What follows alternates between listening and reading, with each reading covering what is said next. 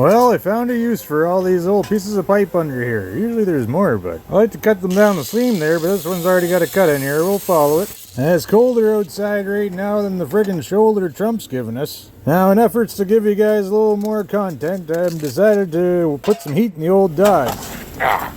That's my bad leg. I get a little distracted sometimes. Karma's gotten the best of me now. It turns out you're not supposed to make fun of cripples. It comes with the territory with being a fat Terry Fox, and Because you end up turning into one. Let's see that in an instant replay. Are you okay? So it turns out we don't have quite enough snowpack to cover up that one rock in the middle of the friggin' run. So it slowed me down for a little bit. I'm just feeling much better now. Just the odd shooting pain, you know. Right here. Not here or here so much, but right here. So anyways, like I was saying, I do most of my work in the Dodge there with the videos. And it gets a little nippy in there when you don't run the engine. They don't last forever, you know. Figured I'd save most of the rotations for driving the wheels. Yeah, and welding gas always helps.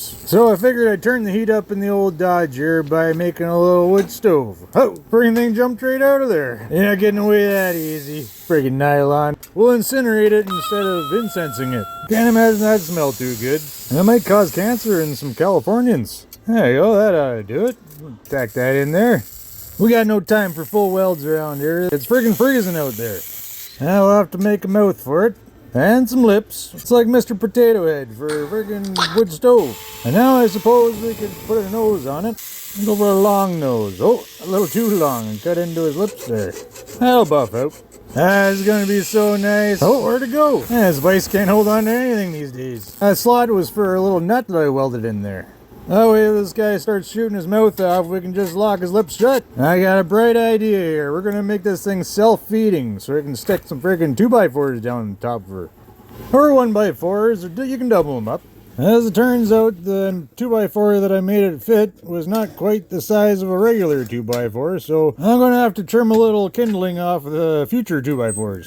It's even got the classic wood stove creak. Oh, look at that. That fire's happy. Oh, it's jumping out a little bit. We can shove that back in there. Luckily, that's why I put the tray on there. And you still got enough room in there to shove some more pieces around if you want. This is just the initial stage, you know. Again, there are going to be some modifications, I'm sure. A few more safety precautions. You probably want to have a fire extinguisher or bottle of water around. Oh, this is nice, man. Nice and toasty on the toes. And not a distraction at all, you know. I'm getting a lot of work done here, you know. It's toasty warm as long as it stays above the seat level. Looks like I'm losing a lot of heat out of the tailpipe. I got an idea for that, though. Stay tuned for modifications.